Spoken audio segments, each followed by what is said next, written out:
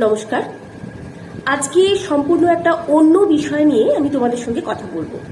অন্য বিষয় বলতে বর্তমানের যেটা এখন মূল বিষয়বস্তু, উই ওয়ান্ট জাস্টিস, মানে হ্যাঁ, আরজি করের ব্যাপার নিয়ে বেশ কিছু কথা, মানে আমার নিজস্ব কিছু কথা তোমাদের সঙ্গে শেয়ার করি।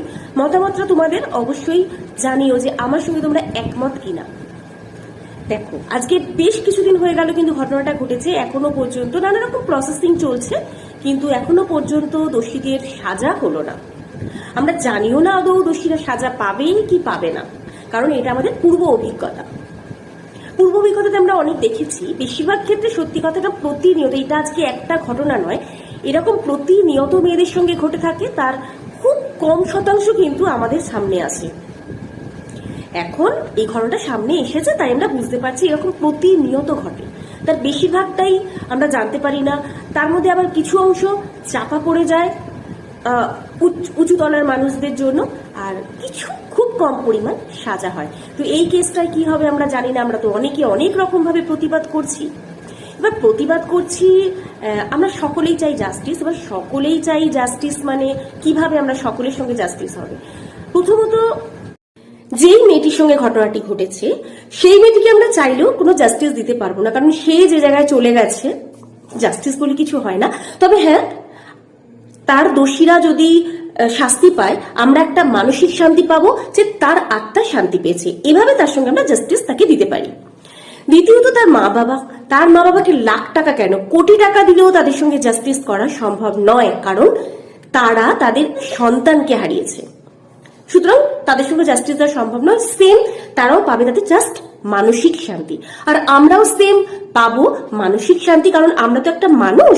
আমরা মানুষ হয়ে একটা মানুষের যদি পাশে না দাঁড়াই তাহলে কিসের মানুষ? তাই আমরাও চাই যে দোষী সাব্যস্ত যারা হবে তারা যেন শাস্তি পায়।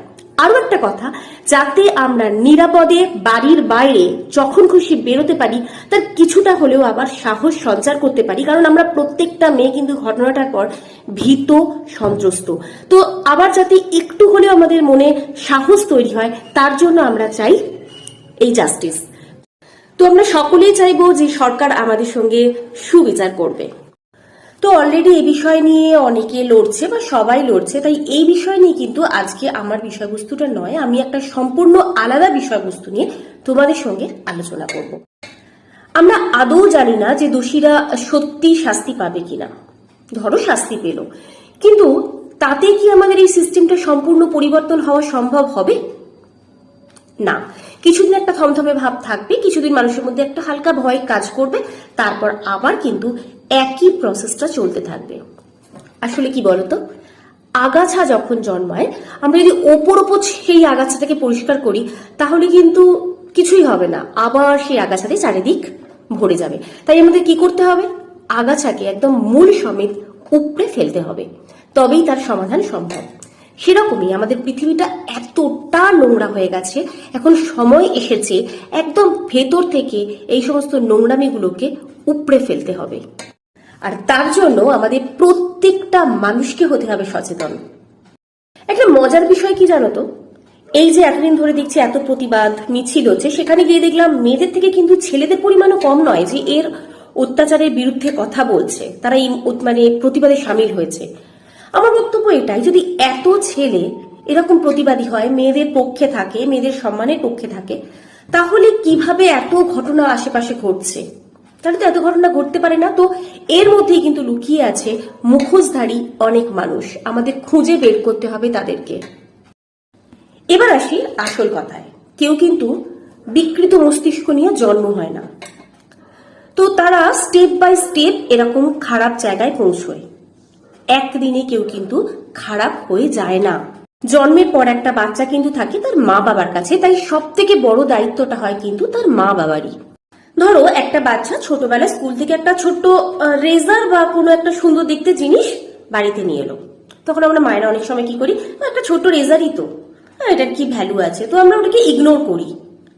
এখানেই আমরা প্রথম ভুল করি, কারণ আমার কাছে বা আমাদের কাছে যেটা একটা ছোট্ট জিনিস, মূল্যহীন একটা জিনিস, সেটা কিন্তু ওই বাচ্চাটার কাছে একটা হিরে বা প্লাটিনামের সমানই দামি।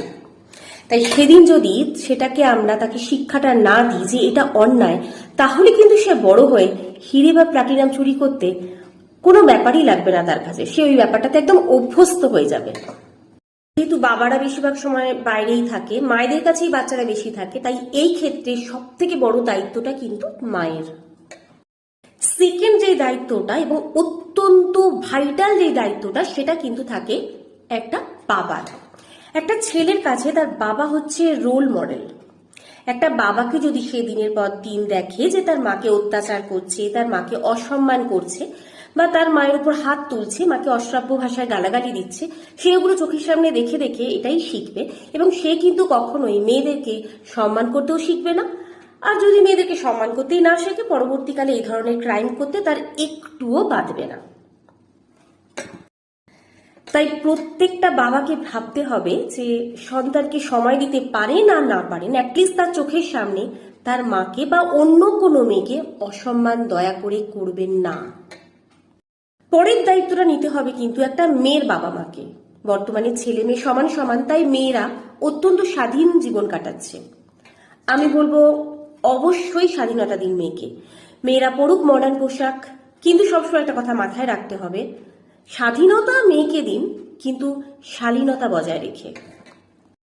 আর শুধু তাই নয়, আমাদের সময় ছিল, আমাদের মা বাবারা চাইতো মেয়ে হয়েছি মানে আমাদেরকে নাচ শিখতে হবে, গান শিখতে হবে, পুজো করতে হবে, ঘর সংসারের কাজ করতে হবে, রান্না বান্না ভালো করে শিখতে হবে, চোখ নামিয়ে কথা বলতে হবে, জোর গলায় কথা বলা যাবে না, প্রতিবাদী হওয়া যাবে না।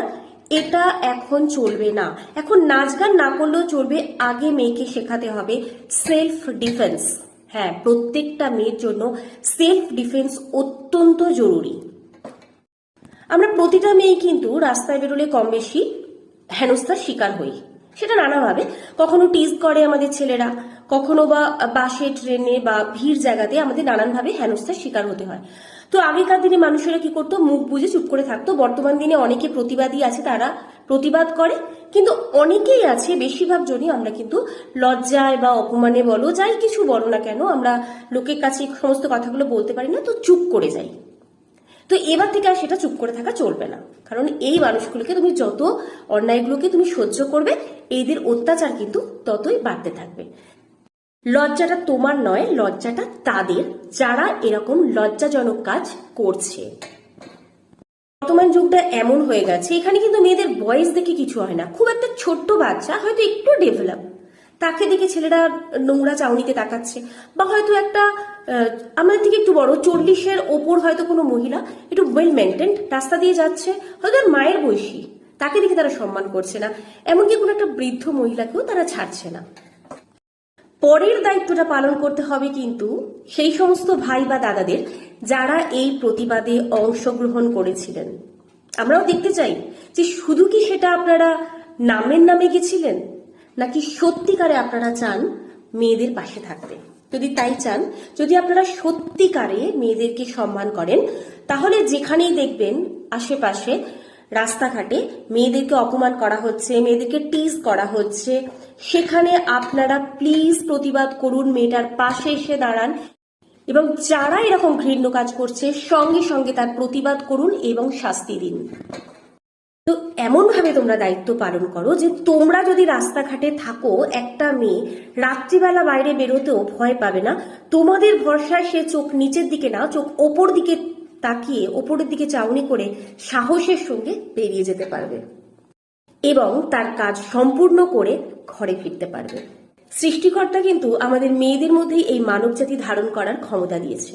তবে হ্যাঁ, একটা জিনিস কম দিয়েছে, সেটা কি বলতো? ছেলেদের থেকে শারীরিক শক্তিটা একটু কম দিয়েছে। আর কিছু শারীরিক গঠন, বাকি সবকিছুই কিন্তু এক। তবে একটা কথা মনে রেখো, আমাদের যেমন ধারণ ক্ষমতা দিয়েছে, সেরকম এটাও সত্যি আমরা কিন্তু একা মানব জাতিকে ধারণ করতে পারি না, একটা ছেলে ছাড়া। ছেলেরা যদি আমাদের মেয়েদের পাশে না থাকো, তাহলে সত্যি মানব জাতি তৈরিই হবে না। তোমরা আছো বলেই আজকে মেয়েরাও আছে, মেয়েরা সেভ আছে। এটা সত্যি, কিছু মানুষের জন্য এই জিনিসটাকে নষ্ট করতে আমরা দিতে পারি না। তাই তোমরা সঙ্গে থাকলে কিন্তু আমরা সারা পৃথিবীটাকে আমাদের হাতের মুঠোয় আনতে পারবো। আমরা তো এটাই চাই, তাই না? আর শেষ দায়িত্বটা নিতে হবে সরকারকে। এই ধরনের নৃশংস অপরাধের শাস্তি দিতে হবে দৃষ্টান্তমূলক। এদের জন্য এমন শাস্তি দাও, ওরকম ফাঁসি টাসি না, যাতে তারা তরফে তরফে যন্ত্রণা পেতে পেতে অসহ্য যন্ত্রণায় কাতরাতে কাতরাতে তাদের মৃত্যু হয়। তা দেখলে হয়তো পরবর্তী প্রজন্মের একটু হলেও ভয় তৈরি হবে। এই ধরনের শাস্তি দাও, এবং সেটাও দাও আমাদের মানে জনগণের সামনে, চোখের সামনে। আমরা তাদেরকে তরফাতে দেখতে চাই, তাতে আমাদের মানসিক শান্তি হবে। তাই আমরা যদি প্রত্যেকের নিজেরা নিজেদের দায়িত্ব সম্পর্কে সচেতন হই, তাহলেই একমাত্র এই মহামারীর মতো রোগ থেকে আমরা বেরোতে পারবো। এছাড়া আমরা কিন্তু কোনোভাবেই এই ভয়ঙ্কর অবস্থা থেকে আর বেরোতে পারবো না। তাই আমাদের প্রত্যেকের দায়িত্বগুলো সুন্দরভাবে পালন করতে হবে, মেয়েদেরকে সম্মান করতে হবে, আর মেয়েদেরকে বলবো নিজেদের স্বাধীনতার সঙ্গে সঙ্গে শালীনতাও বজায় রাখতে হবে। কাউকে অপমান বা অসম্মান করার জন্য আমি কথাগুলো বলিনি। কারো যদি এই কথাগুলো খারাপ লেগে থাকে তার জন্য আমি ক্ষমা চেয়ে নিচ্ছি। অবশ্যই আমাকে সেটা বলতে পারেন, কারণ কথাগুলো সম্পূর্ণই আমার নিজস্ব।